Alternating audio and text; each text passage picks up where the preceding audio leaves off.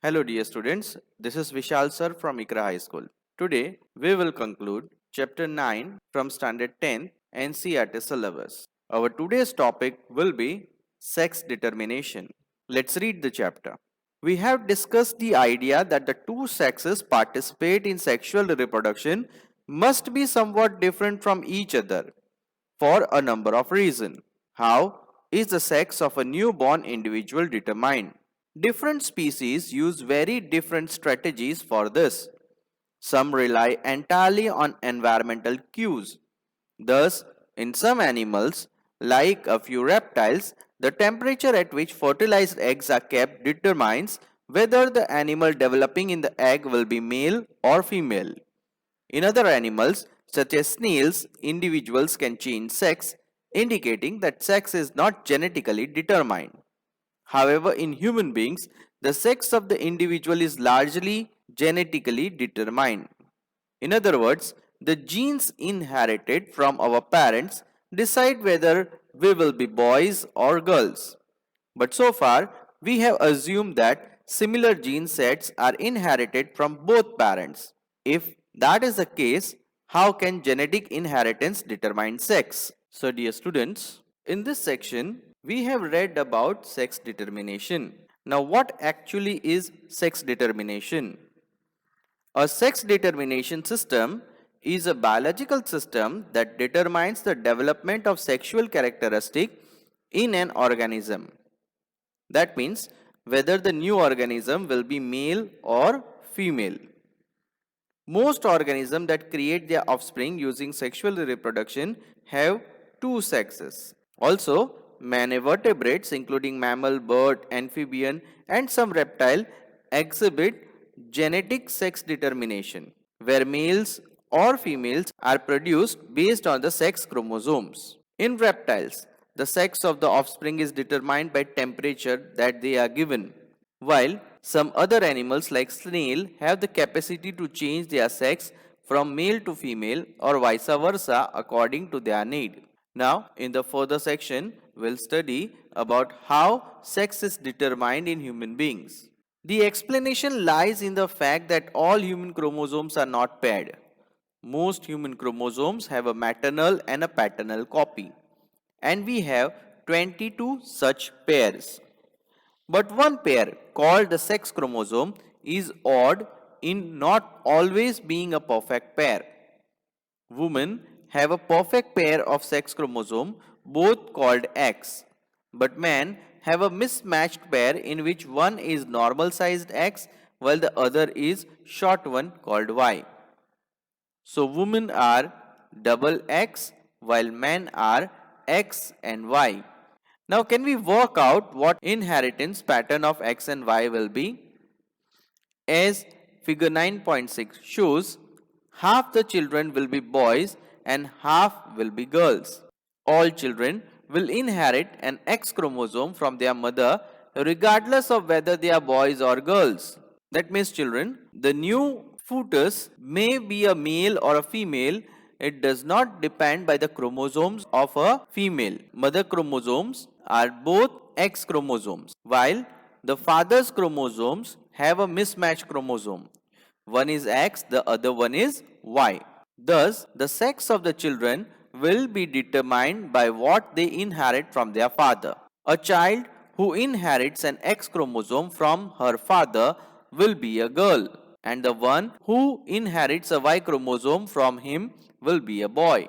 So, the mismatched chromosome will decide whether the new fetus would be a boy or a girl. So, this way we can say the sex in human is determined genetically. Evolution. We have noted that there is an inbuilt tendency to variation during reproduction, both because of errors in DNA copying and as a result of sexual reproduction. Let us now look at some consequences of this tendency. An illustration. Consider a group of 12 red beetles. They live, let us assume, in some bushes with green leaves. Their population will grow by sexual reproduction and therefore can generate variations. Let us imagine how that crows eat these beetles. The more beetles the crow eat, the fewer beetles are available to reproduce. Now let us think about some different situations that can develop in this beetle. In the first situation, a color variation arises during reproduction, so that there is one beetle that is green in color instead of red. This beetle, moreover, can pass the color on to its progeny, so that all its progeny beetles are green. Crows cannot see green colored beetle on the green leaves of the bushes and therefore cannot eat them. What happens then? The progeny of green beetle is not eaten while the progeny of red beetle continues to be eaten. As a result, there are more and more green beetles than red ones in the beetle population. Let's see the second situation. In the second situation, again a color variation arises during reproduction. But now it results in a beetle that is blue in color instead of red. This beetle can also pass the color on to its progeny, so that all its progeny beetles are blue.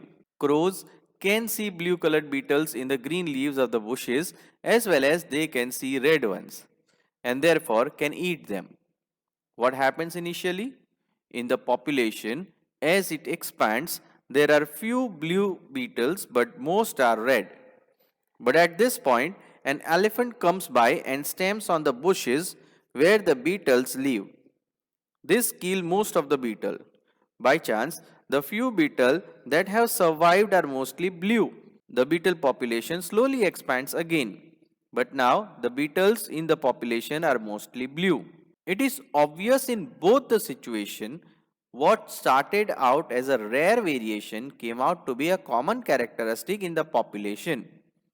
In other words, the frequency of an inherited trait changed over generations. Since genes control trait, we can say that frequency of certain genes in a population changed over generation. This is the essence of the idea of evolution. So, dear students, this illustration gives us a perfect idea about what an evolution is. As, according to the definition, it is a sequence of gradual, irreversible change which took place in the primitive organism over millions of years to form new present day species. Variation that resulted in the formation of the new species occurred basically due to errors in DNA copying as well as due to sexual reproduction. As in the first situation, the crow eats the beetle as they can easily pick up red ones, but they cannot eat the green beetles. So, the population of the green beetle increases. So, we saw here how a green beetle came into existence. As you can see, it was generated due to the variation during the reproduction. But how did its population came into existence? Because the crow wasn't able to see green beetles in the green bushes, so its population increased as the green color was forwarded to the next progeny. And the red beetles were decreased due to the crows could see red beetles and they ate more of the red beetles than the green beetles. Then came the blue beetles, which also can be seen by the crow. The crow again got an opportunity to eat the blue beetles, but it again left the green beetles. So this time also the green beetles remained as it is while the blue beetles decreased its population just like the red beetles. Then there was a third situation where there was an accidental elephant foot kept on the blue beetle. That way population of the blue beetle was decreased. So this three situation shows us how an evolution came and how it existed in the present situation. There were many hindrances, but then also the population which overcame all the hindrances are present as today's species. So evolution is the gradual change of millions of years, and during those millions of years the species had to overcome all the hindrances that came in its path. But there are interesting differences too. In the two situation, in the first case, variation became common because it gave survival advantage. In the other words, it was naturally selected. That means the nature already accepted green beetle as a new beetle in the environment. We can see that the natural selection is exerted by the crows. The more crows are there, the more red beetles would be eaten, and the more the proportion of green beetles in the population would be. Thus, natural selection is directing evolution in the beetle population. It results in adaptation in the beetle population to fit their environment better. While in the second situation, the color change gave no survival advantage about the blue beetle. Instead, it was simply a matter of accidental survival of beetle as one of the color that changed the common characteristic of the resultant population. The elephant would not have caused such major havoc in the beetle population if the beetle population had been very large. So, accidents in the small population can change the frequency of some genes in a population, even if they give no survival advantage. This is the notion of genetic drift, which provides diversity without any adaptation. Now consider a third situation. In this situation, as the beetle population begins to expand, the bushes start suffering from the plant disease. Amount of the result material for the beetle is reduced. The beetles are poorly nourished. As a result, the average weight of the adult beetle decreases from what it used to be when leaves were plentiful. But there is no genetic change occurring. After a few years and a few beetle generation of such scarcity, the plant disease is eliminated. There is a lot of leaf food. At this time, what would we expect the weight of the beetle to be? So, there are many factors that make the new species into existence. There are natural advantages, there are accidental advantages, there are also overcoming all the hindrance. So now we will study the acquired traits and the inherent traits. We discussed the idea that germ cell of sexually reproducing population are made in specialized reproductive tissue. If the weight of the beetle is reduced because of starvation, that will not change the DNA of the germ cell. Therefore, low weight is not a trait that can be inherited by the progeny of a starving beetle. Therefore, even if some generations of the beetle are low in weight because of starvation, that is not an example of evolution, since the change is not inherited over generations. A beetle having a progeny which is already starving will not have a beetle with a weak body structure, because the starvation is acquired trait, not the inherent trait. Change in non-reproductive tissue cannot be passed on to the DNA of the germ cell. Therefore, the experience of an individual during its lifetime cannot be passed on to its progeny and cannot direct evolution. Let's consider example of how an individual cannot pass on to its progeny the experience of its lifetime. If we breed a group of mice, all their progeny will have tails, as expected. Now, if the tail of these mice are removed by surgery in each generation, do these tailless mice have tailless progeny? The answer is no. It makes sense because the removal of the tail cannot change the genes of the germ cell of the mice. This is the reason why the idea of heredity and genetics that we have discussed earlier are so essential for understanding evolution. Even Charles Darwin, who came up with the idea of evolution of species by natural selection in the 19th century, could not work out the mechanism.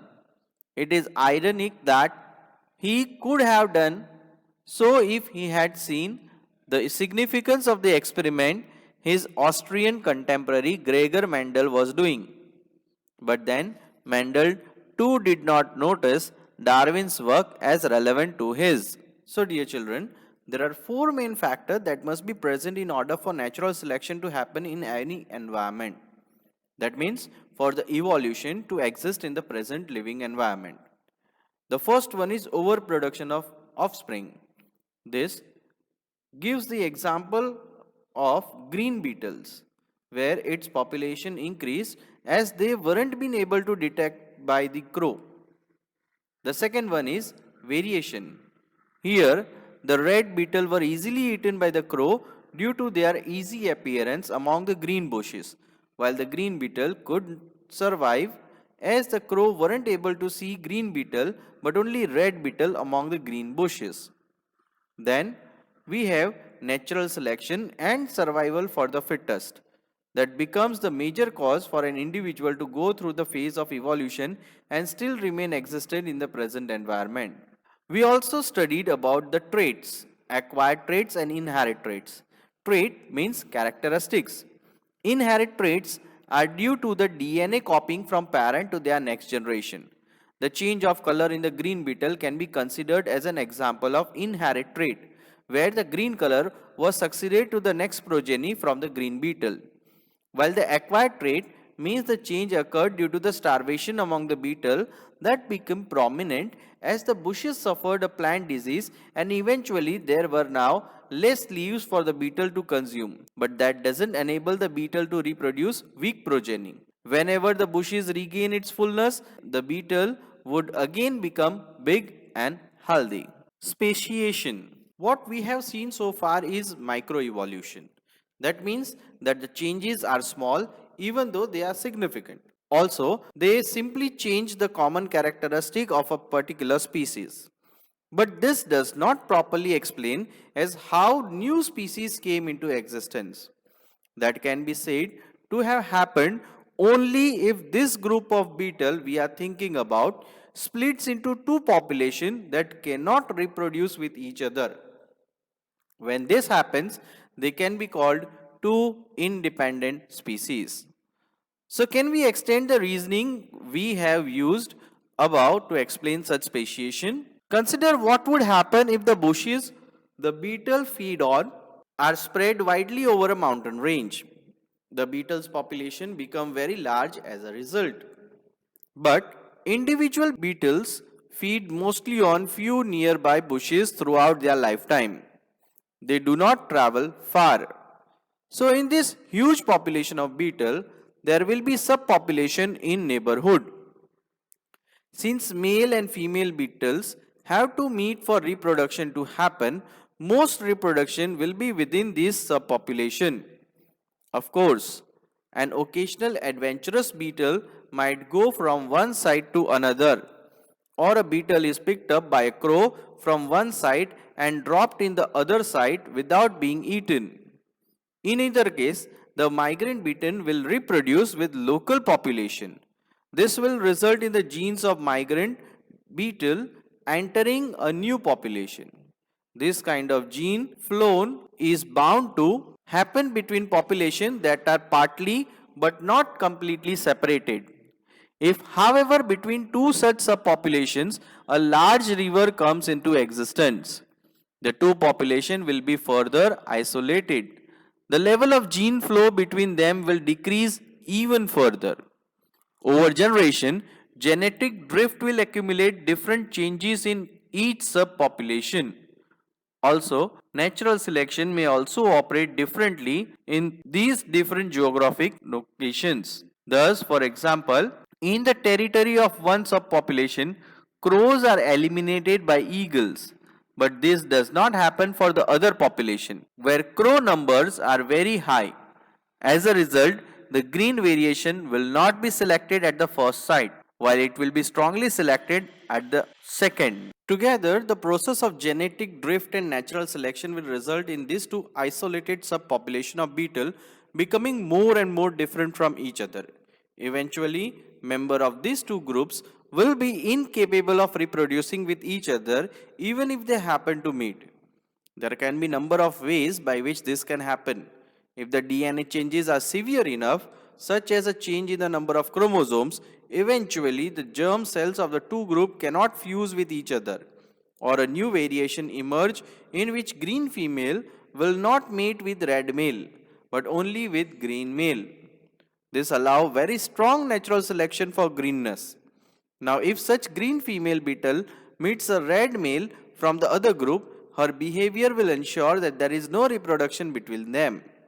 Effectively, new species of beetle are being generated. So, dear students, here we are being more descriptive among the topic evolution. Though we started the topic with beetle, it gives very little idea about evolution. As we have gone through the speciation topic, we saw that the beetles got separated by some geographical locations, where in the new geographical location, a new species of beetle were developed, which could not reproduce itself with the former one. Also, the isolation of both the beetle generated a greater difference in the DNA, making a new genetic drift, which also made it impossible for both the beetles to reproduce among themselves. Thus, speciation is how a new kind of plant or animal species is created. Speciation occur when a group within a species separate from other members of its species and develop its own unique characteristics. Whereafter its evolution, it won't reproduce with their ancestral species, as the new species will have totally different variation and genes.